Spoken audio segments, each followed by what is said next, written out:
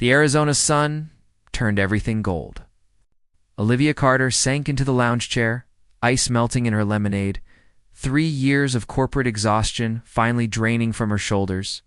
Can you believe we actually did this? Monica twisted open her water bottle, grinning, says the woman who brought her laptop. Olivia gestured to the black bag under Monica's chair.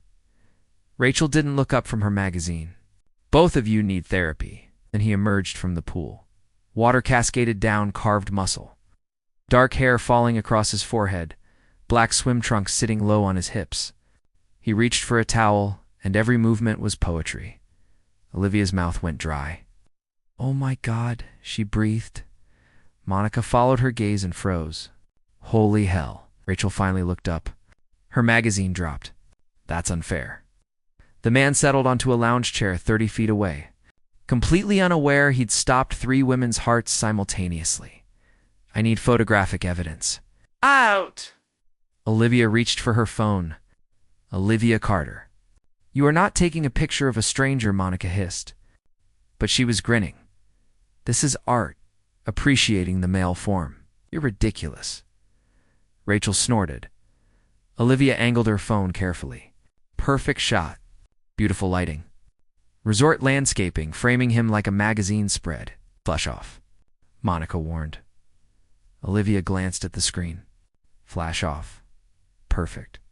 She tapped the button. Click, flash. The burst of light could have guided ships to harbor. Time crystallized. The man's head turned, slowly, deliberately. Even with sunglasses, she felt his gaze lock onto her like a laser. He smiled. No, Olivia whispered. No, no, no, no, no. Did you just Rachel started? The flash was on. Monica finished, voice climbing. The man sat up, removed his sunglasses. Still smiling? Still looking directly at her. I have to go. Olivia jumped up so fast, she nearly knocked over her drink.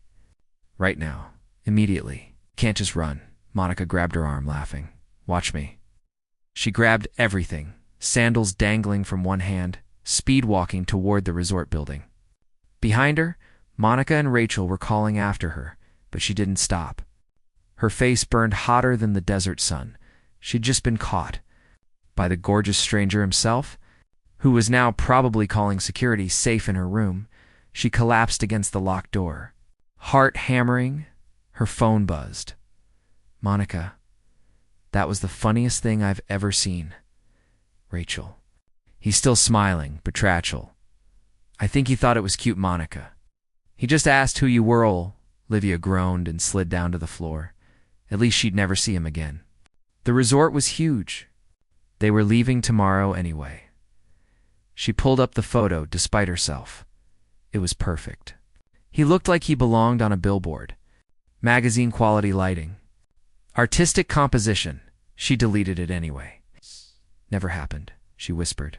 4 days later, Olivia stood in the elevator of Henderson Technologies, smoothing her navy blazer, trying to calm her nerves. The emergency meeting email had arrived Sunday night. All department heads required. Rumors said the company was being acquired, that there would be layoffs, that everything was about to change. She loved this job. She'd clawed her way to senior financial analyst. The thought of losing it made her stomach twist. The elevator dinged. 15th floor? Executive suite. Glass walls. Expensive art. Assistants who looked like models. Olivia. Marcus from HR waved her into the conference room. We're about to start. She slipped into a seat near the back. 30 people gathered.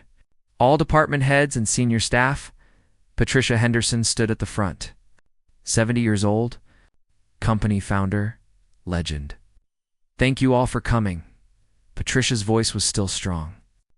Henderson Technologies has been acquired by Wesmore International. This is good news. Murmurs rippled through the room. I'm retiring. Effective immediately, the murmurs grew louder. But I'm leaving you in excellent hands. Our new CEO is young, brilliant, and he's going to take this company places I never could have imagined. The side door opened. Now, everyone, please welcome Cameron Wesmore. Olivia's world tilted sideways, walking into the conference room. Wearing an impeccable charcoal suit was the man from the pool. Their eyes met across the room. He smiled. That same smile. Hello. Everyone. His voice was smooth, confident, devastatingly familiar. I'm looking forward to working with all of you. His gaze never left Olivia's face, especially those of you I've already met. Olivia couldn't breathe, couldn't think, couldn't do anything except stare at Cameron Wesmore as he stood at the front of the conference room, looking like he owned the world, because now he did. He owned her world. The meeting dissolved into chaos. Questions, concerns. Cameron answered them all with practiced ease. But Olivia felt his attention return to her again and again.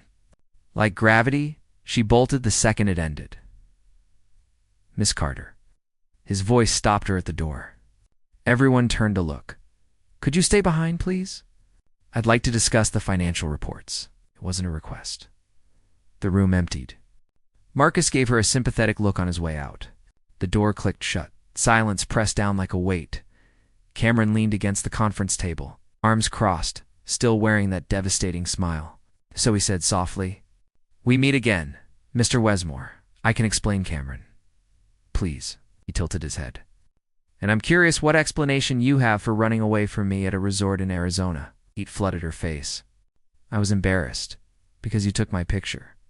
"Because I took your picture like a creepy stalker with the flash on?" He laughed. Actually laughed. The sound was warm, genuine, and it made something dangerous flutter in her chest. "I was flattered," he said. "I came over to introduce myself, but you'd already vanished. Your friends wouldn't tell me your name. They're good friends.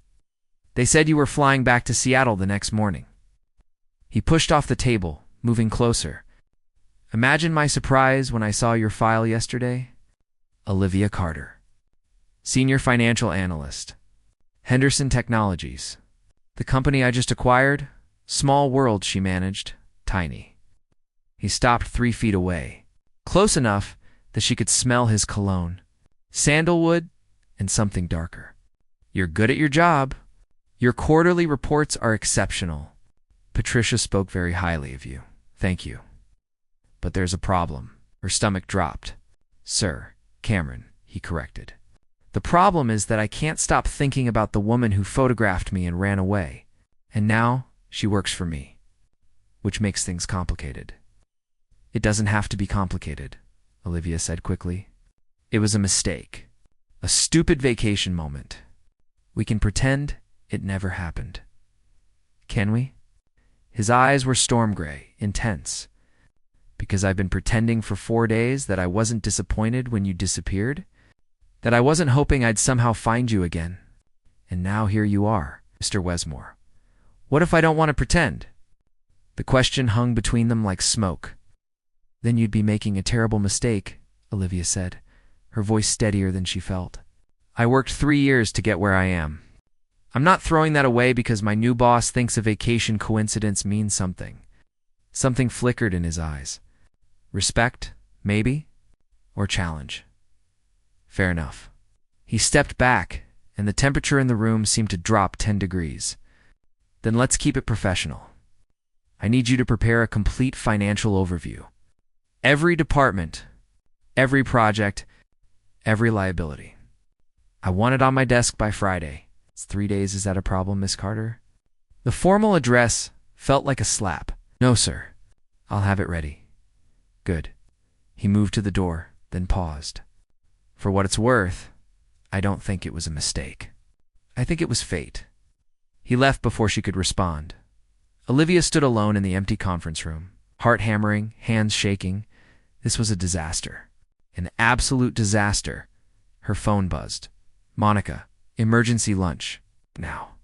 "You look like you saw a ghost in there, Rachel." More like she saw something else. Monica Olivia texted back. "Pool guy is the new CEO.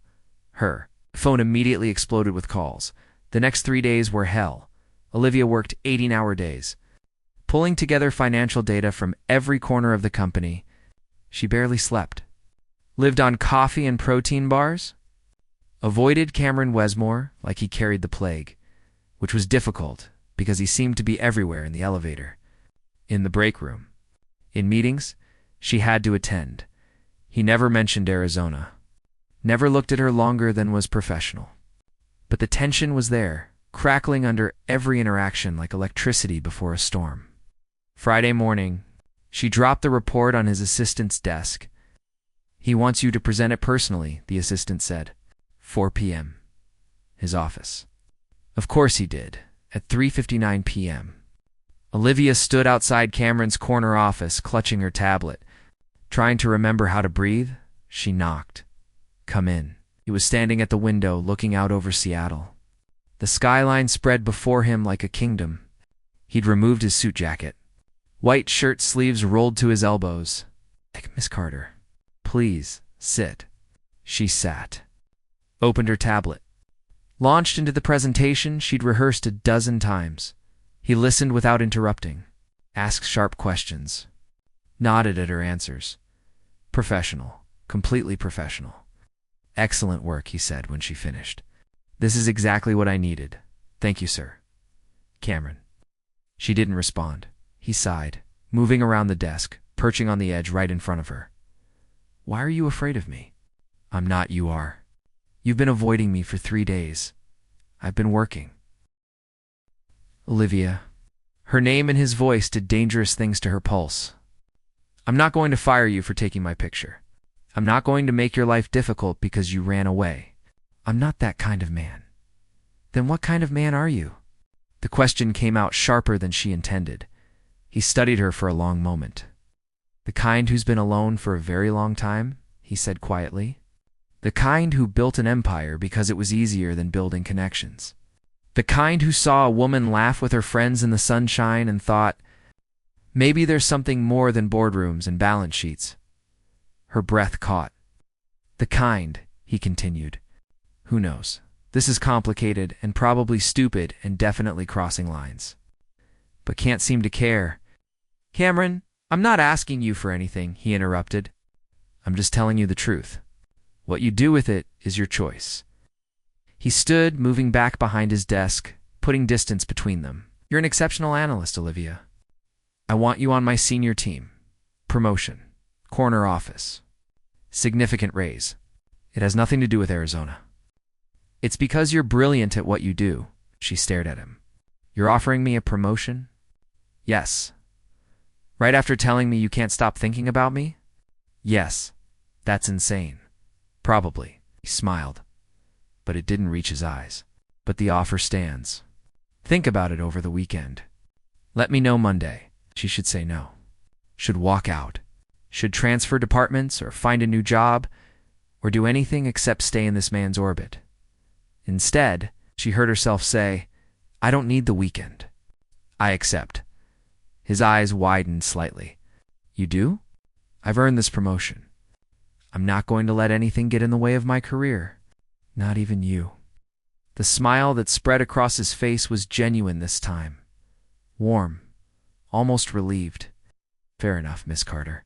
Welcome to the senior team." She stood to leave. "Olivia?" She turned at the door. "For what it's worth, I'm glad you took that picture." Before she could respond, his phone rang. He answered it, and his entire expression changed. Went cold. Dangerous. "I told you never to call me here," he said into the phone. Voice like ice. Olivia slipped out, but not before she heard him say, "She can't know. Not yet. Not until I've fixed this." The door closed behind her. In the hallway, Olivia stood frozen. Who couldn't know? Know what? And why did Cameron Wesmore suddenly sound like a man with terrible secrets? 3 weeks later, Olivia had her corner office. Floor 2 ceiling windows. Her name on the door? A view of Elliott Bay that made her breath catch every morning. She should have been thrilled, instead. She was drowning in questions.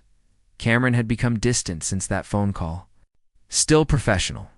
Still brilliant. But the warmth had vanished, replaced by something guarded and cold, and the late-night meetings had started. Twice now, she'd seen him leaving the building past midnight, looking haggard. Once, she'd found him in his office at 2 a.m., staring at his computer screen like it held the secrets to the universe. "Go home." "Olivia," he'd said without looking up, "you should take your own advice." "I can't." That was all he'd said. Now, it was Friday night. The office was empty except for the night security. Olivia was finishing quarterly projections when she heard voices down the hall. Cameron's office. She shouldn't eavesdrop. Should pack up and leave. But something in his tone made her freeze. "You don't understand what you're asking me to do," Cameron's voice. Raw with something she'd never heard before. Desperation. "I understand perfectly." A woman's voice. Cold. Elegant. Cruel. "You destroy Henderson Technologies from the inside. Piece by piece, or I destroy you." Olivia's blood turned to ice. "Patricia built this company from nothing," Cameron said. "These people trust me. Should have thought of that before you made your mistake, darling." The woman laughed. 10 years ago. One night. One choice. And now it all comes due. "Veronica, please, please." The name dripped with venom. "You're begging? How delicious." The great Cameron Wesmore, brought to his knees by his own past. "What do you want?" "I already told you. Gut the company. Make it worthless. Then sell it to my associates for nothing. You get to keep your reputation, your empire. Your precious secrets stay buried." Silence, then Cameron, barely a whisper. "And if I refuse?" "Then everyone learns what you did, who you really are, the family you destroyed, the lives you ruined. Your entire career built on lies and blood money." Olivia's hand was on the doorknob before she could think. She pushed it open. 2 pairs of eyes snapped to her. Cameron's face drained of color. The woman standing before his desk was beautiful, maybe 50, wearing diamonds and a smile like a knife. "Well," Veronica said. "Who's this?" "Nobody," Cameron said quickly. Too quickly. "Olivia, leave. Now." "No." Olivia stepped inside, closing the door. Her heart was hammering, but her voice stayed steady. "What's going on here?" "Miss Carter, I heard everything." "You're blackmailing him." Veronica's smile widened.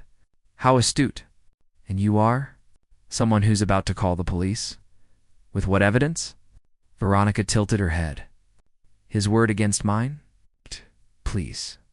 I own half the judges in this city. Then I'll go to the press and destroy him in the process."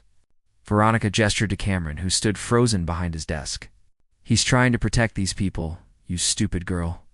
If you expose this, you expose him. Everything crashes down." Olivia looked at Cameron. Really looked at him. He looked broken.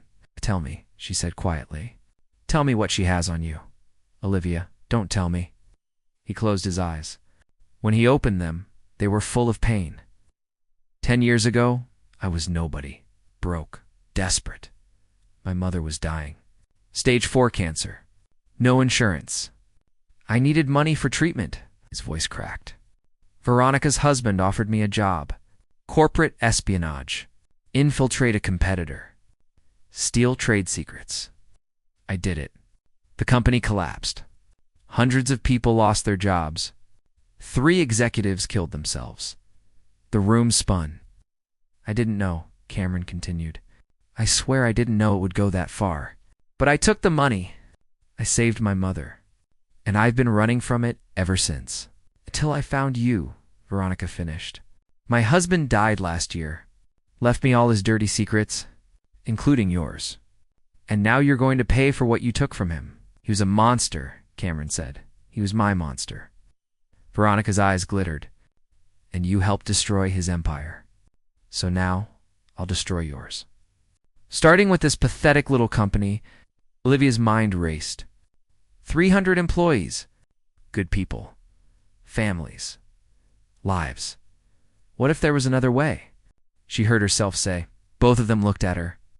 "What if he gave you something better than Henderson Technologies?" Veronica raised an eyebrow. "I'm listening."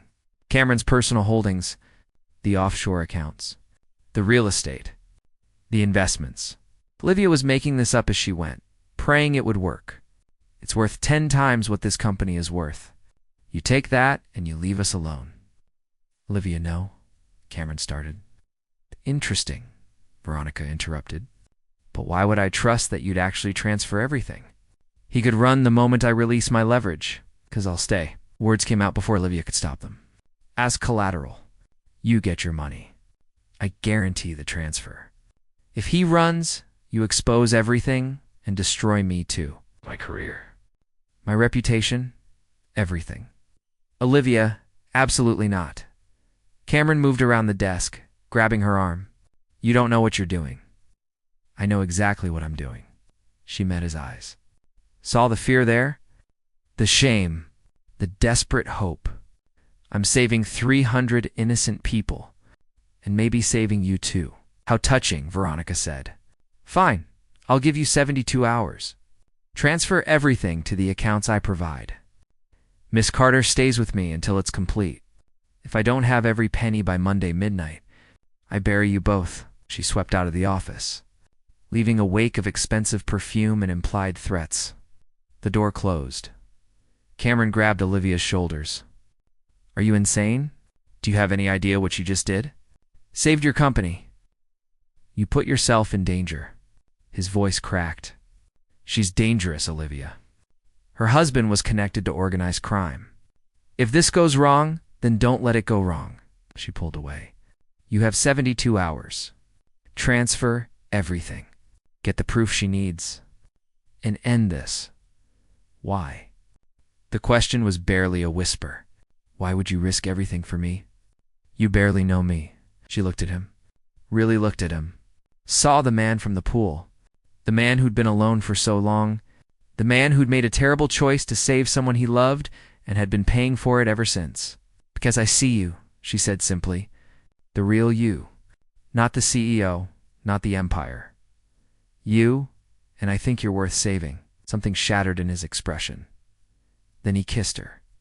It wasn't gentle. It was desperate and fierce and full of 10 years of loneliness and 3 weeks of tension and the terrible knowledge that they might both be destroyed by this when they broke apart. Both breathing hard, he pressed his forehead to hers. I'll fix this, he whispered. I swear to God, I'll fix this. I know. Her phone buzzed. Unknown number. A car will pick you up at your apartment in 1 hour. Pack light. And Miss Carter? I'm watching. Olivia showed Cameron the message, his jaw clenched. I'm not letting you do this. You don't have a choice. Neither of us do. She headed for the door, then paused. Cameron, whatever happens, don't trust her. She's going to betray you the first chance she gets, I know, and be smarter. She left before he could argue. In the elevator, her hands finally started shaking. What had she just done? But when she closed her eyes, she saw those 300 employees, saw their families. Their lives saw Cameron's broken expression. Worth it, she told herself. Please, let it be worth it. The elevator doors opened to the parking garage. A black town car was already waiting. The estate was a fortress disguised as a mansion. 40 miles outside Seattle, hidden behind iron gates and perfectly manicured gardens that looked beautiful and felt like a prison. Veronica gave her a room, expensive, comfortable, locked from the outside. Nothing personal. Darling, Veronica had said with that knife smile. Just insurance. 48 hours had passed. Olivia had one window, one phone with blocked outgoing calls, and her thoughts chasing themselves in circles. Cameron called twice a day, brief, monitored. I'm working on it, he'd said that morning, voice tight. Trust me, I do, she did. That was the terrifying part. Saturday night, Veronica invited her to dinner. The dining room was absurd. Crystal chandeliers, gold-rimmed plates, enough space to seat 30, but only 2 chairs occupied. Wine? Veronica poured without waiting for an answer. It's a 1982 Bordeaux. Costs more than most people's cars. I'm fine, thanks. Suit yourself. Veronica sipped delicately. Tell me, what is it about Cameron Wesmore that makes smart women do stupid things? Olivia said nothing. Oh, don't be shy. You threw yourself into the fire for him? Offered yourself as collateral. That's either love or insanity. Possibly both. I did it for the employees. Liar. Veronica leaned forward. You did it for him. I can see it in your eyes. You fell for the broken billionaire act. How very predictable. You don't know anything about me, don't I? Veronica smiled. Olivia Marie Carter, raised by a single mother in Sacramento, worked 3 jobs through college. No student loans because you were too proud to accept debt. Climbed your way to senior analyst through sheer determination and brilliance. No serious relationships. No family left. Just work. Just ambition. Olivia's blood ran cold. How, please? You think I'd accept you as collateral without researching you thoroughly? Veronica waved her hand dismissively. You're perfect, actually. No one to miss you if something goes wrong. No one to ask questions. Cameron will do exactly what I tell him to do. Veronica's eyes glittered. You want to know why I'm really doing this? Why I'm taking everything from him? Because you're angry about your husband? Wrong. Veronica stood, moving to the window. Because Cameron Wesmore destroyed my son. Olivia froze. 10 years ago, my son Michael worked for that company. Cameron infiltrated. He was a good boy, brilliant. The youngest VP they'd ever had. When the company collapsed, Michael lost everything. His job, his reputation, his future. Her voice cracked. He killed himself 3 months later. The room tilted. I didn't know, Veronica continued softly. Didn't know what my husband had done. What Cameron had done. Not until after my husband died. Not until I found all the records. All the payments. All the proof. I'm sorry. I don't want your sorry. Veronica whirled around, face twisted with rage. I want Cameron Wesmore to suffer the way my son suffered. To lose everything. To feel that crushing weight of knowing he destroyed innocent lives. Then why go through with this deal? Olivia asked. Why not just expose him? Because money heals all wounds, darling. And destroying him slowly, piece by piece, is so much more satisfying than a quick execution. Footsteps in the hallway. The door opened. Cameron walked in. Not alone. Behind him stood 3 men. Suits. Serious faces. Federal badges clipped to their belts. What is this? Veronica's voice was ice. Cameron looked at Olivia first. His eyes said everything. I'm sorry. Had to. Please understand. Then he looked at Veronica. I made a deal, he said quietly. Full immunity. Complete testimony. Everything I know about your husband's organization, the money laundering, the extortion, the offshore accounts, all of it. You bastard, your husband kept records, Cameron continued. Very detailed records, including what really happened to your son. Veronica went completely still. Michael didn't kill himself because of the company collapse, Cameron said, and his voice was gentle now. Almost kind. He killed himself because he discovered what your husband was. The murders. The trafficking. The blood money. Michael threatened to go to the FBI. Your husband had him killed and made it look like suicide. No, the word was barely a whisper. No, you're lying, I have the files. The FBI has the files. I'm sorry, Veronica. I'm so sorry. But your husband killed your son. Not me. Veronica's face crumbled. Then reformed into pure rage. You think this saves you? She lunged for the table, grabbed something. A gun. Small. Silver. Olivia hadn't even seen it there. Mrs. Bancroft, one of the agents, stepped forward, but Veronica pointed the gun at Olivia. She dies, Veronica said, voice shaking. That's the deal. I lose everything. She dies. Put the gun down, Cameron said, but there was terror in his voice now. Real terror. You took my son. I'll take her. Eye for an eye. Please. Cameron stepped forward, hands raised. Please, Veronica. She has nothing to do with this. She has everything to do with this. You love her. I can see it. So she dies, and you get to live with it. Time stretched thin. Olivia watched Cameron's face. Saw the calculation. Saw him measuring distances. Saw him preparing to do something incredibly stupid. Don't, she said quietly. He looked at her. Don't you dare. She said, I'm sorry, he whispered. Then he moved fast. Impossibly fast. Threw himself between Olivia and the gun just as Veronica's finger tightened on the trigger. The sound was enormous. Deafening, echoed through the dining room like the end of the world. Cameron hit the floor. Blood. So much blood, Olivia was screaming. Didn't remember dropping to her knees. Didn't remember the agents tackling Veronica.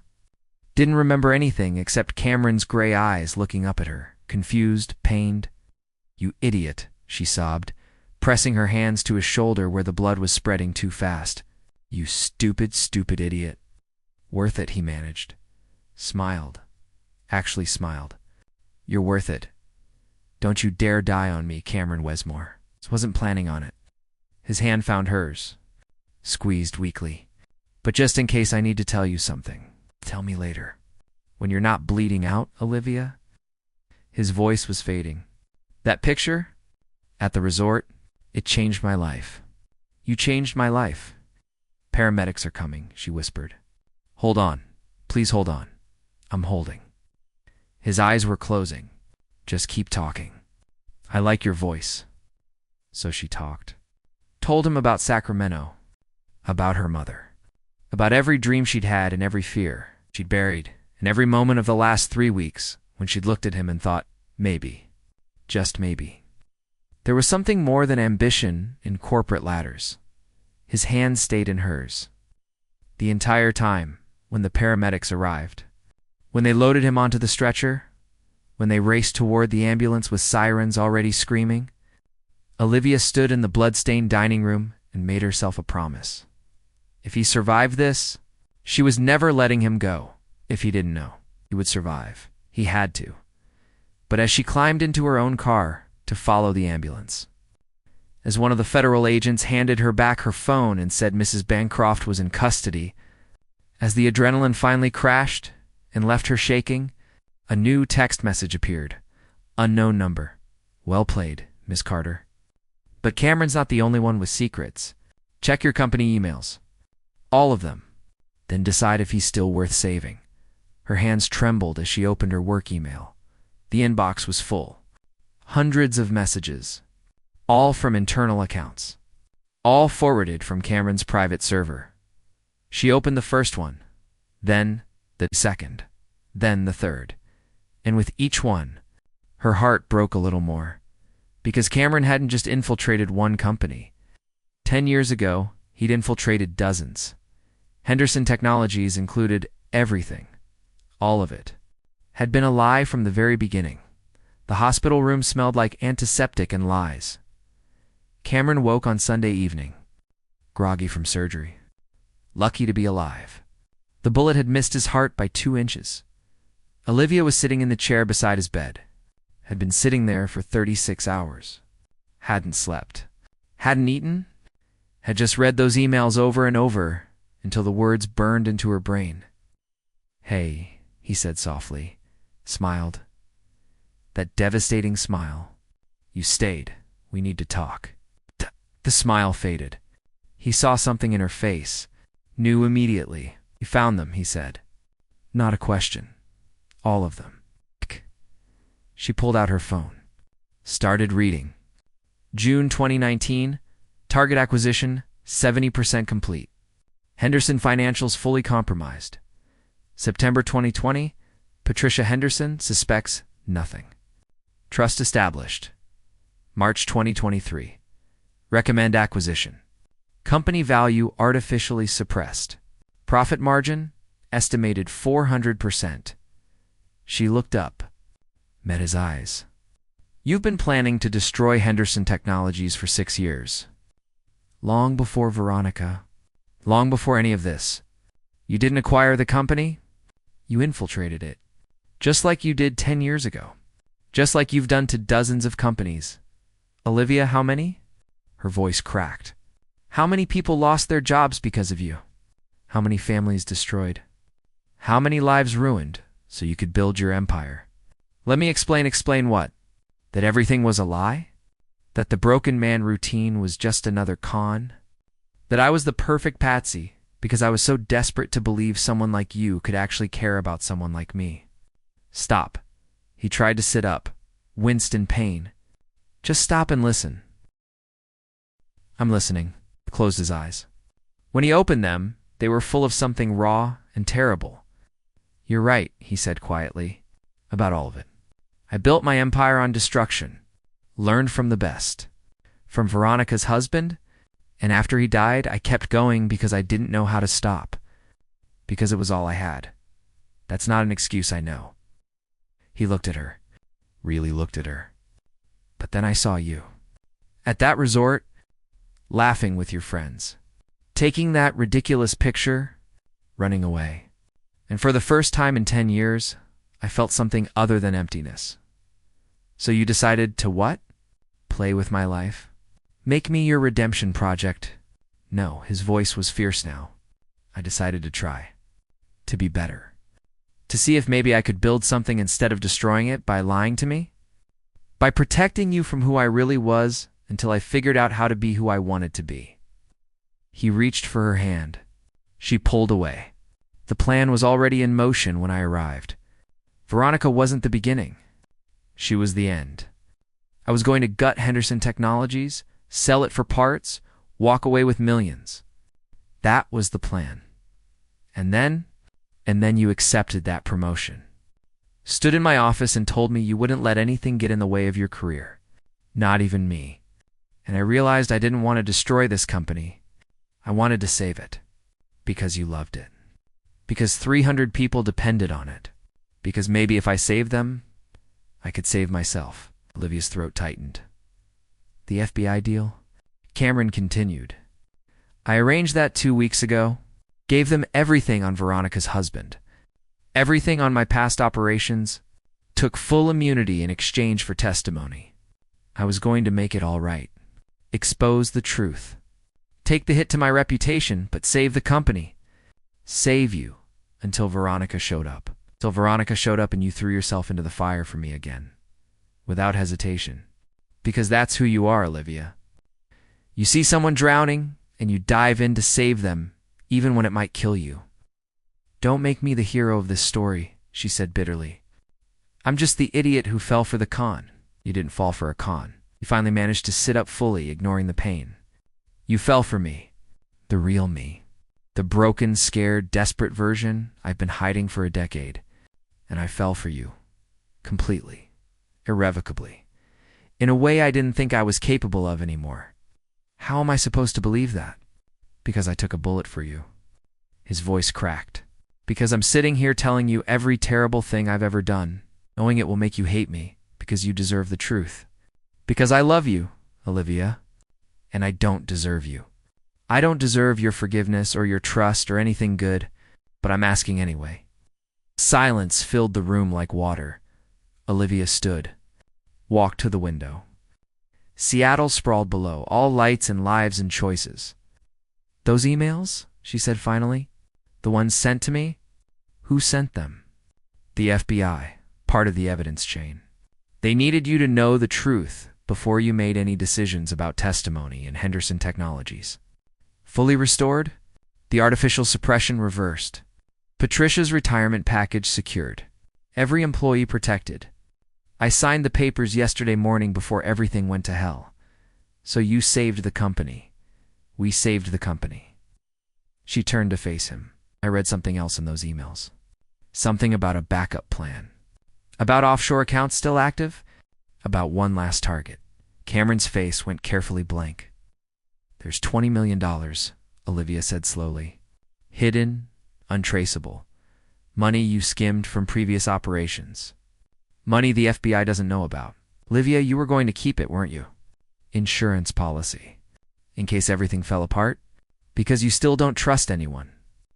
Still don't believe redemption is real. He didn't deny it. Give it back, she said. What? Every penny. Track down the companies you destroyed.